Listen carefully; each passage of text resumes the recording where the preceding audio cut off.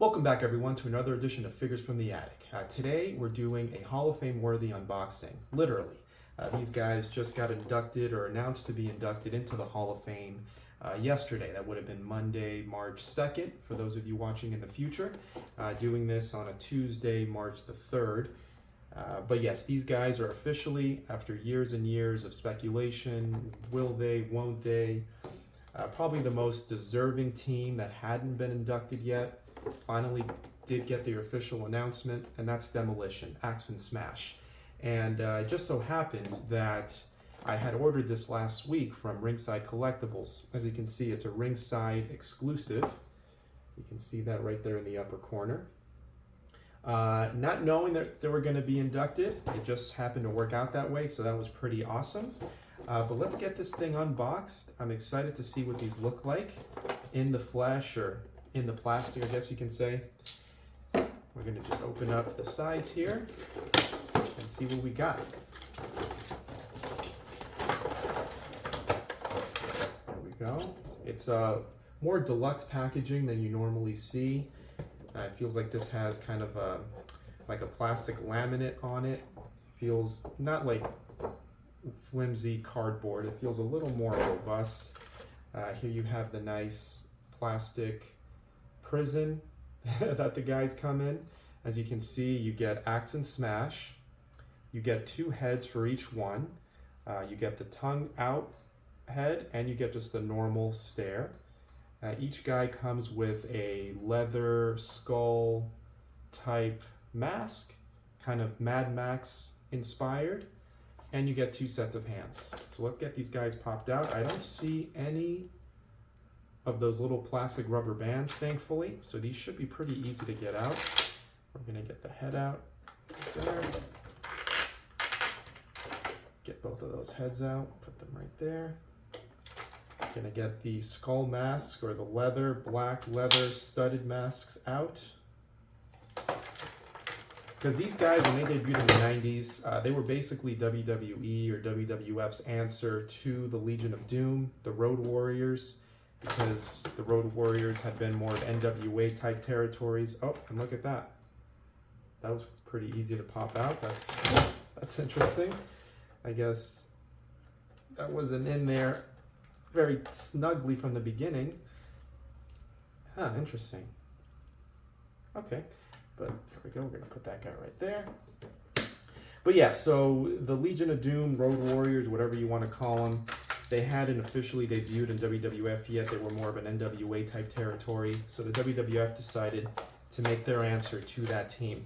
As we all know, they eventually did make a debut, the Road Warriors, that is, with the WWF. And they did go on to have a feud with Demolition, which was pretty epic for back in that day. That's a little bit before my time. I started watching more in the mid-90s. But I have, I'm more of a history buff, you can say, for wrestling. I have gone back and seen a lot of that stuff. But yeah, that's neither here nor there.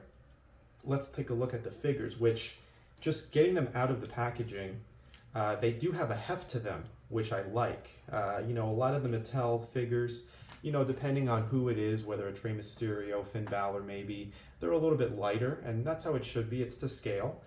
These guys, though, they do have a heft to them. I'm assuming it's because of this hard, heavy rubber vest that they have on, which would come off during the match. They also have these heavy studded gauntlets on their wrists, and the same studded look on their boots.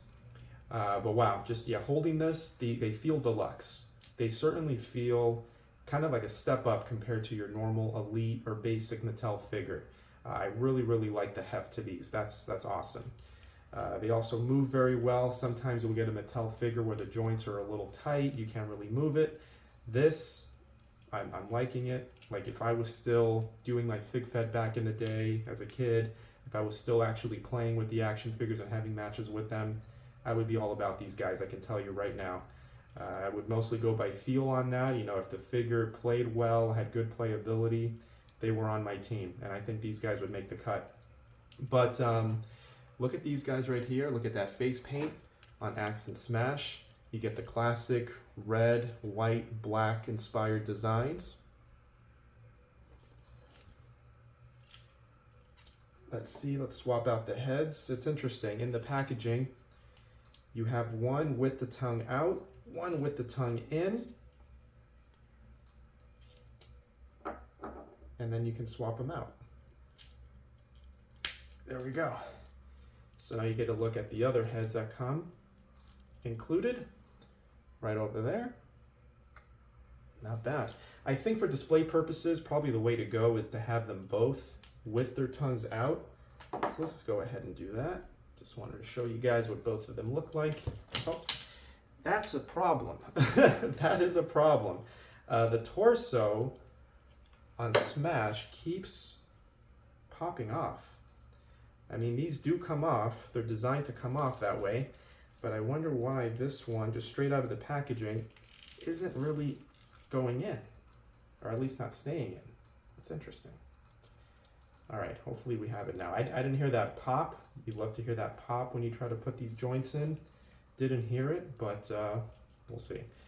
Anyway, back to the review. Now we have both guys, Axe and Smash, with their heads sticking out, with their tongues sticking out. You have the classic silver on Axe. You have more of like a Kiss almost, like the band Kiss inspired design on Smash here on the face paint. Oh, one thing I will notice, I can show you guys, if you guys can see, there is kind of road paint on his chest there, if you guys can see that. You know, my OCD kind of drives me crazy with that kind of stuff, but I'll try not to let it bother me. Yeah. You know, if I saw these on the pegs, I try to find which one looks the best, which one has the neatest paint jobs. If these were on the pegs and not online only, I probably would have looked for one that didn't have that smudge. It is what it is, you can't control everything. Let's see what these guys look like without all these gauntlets. Let's see if it affects the weight of them at all. Actually, before I do that, let me put on these helmets. So we're gonna put that on there. Oh yeah. This is like straight out of the 80s. Oh, and those helmets fit on very nicely. Look at that. So this is how they would have come out during their entrance with that classic song.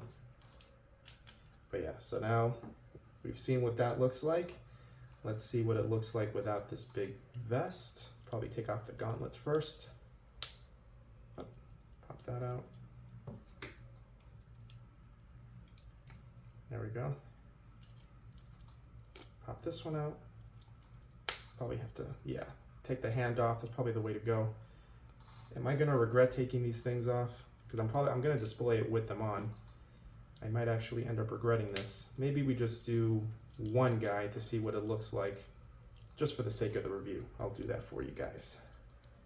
Let me see if I can remove this. There we go. Okay. So there. Oh, actually, yeah, this wasn't that bad. It wasn't too bad. It's interesting, the hand, oh, there we go. Just have to pop in a little more.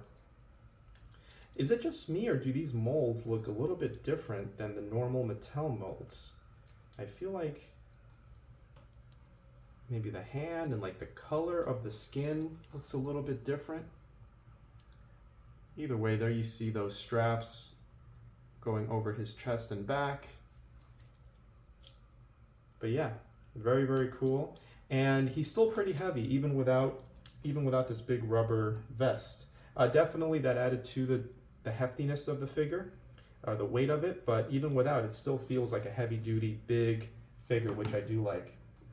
But at the end of the day, that is Demolition. Very happy to have him in my collection. I think it's gonna look great. I might do like a tag team shelf back there in my display case. Maybe do Stevie Ray, Booker T, Dudley Boys, Hardy Boys, Axe and Smash, Road Warriors, kind of have them all in one section. I think that'd be pretty cool, the different generation of tag teams. But as an overall score, I'm not going to count that paint smudge against it for my score. I'll be nice. I think these are phenomenal looking figures. I love the heads. I love the gear. They're very toyetic.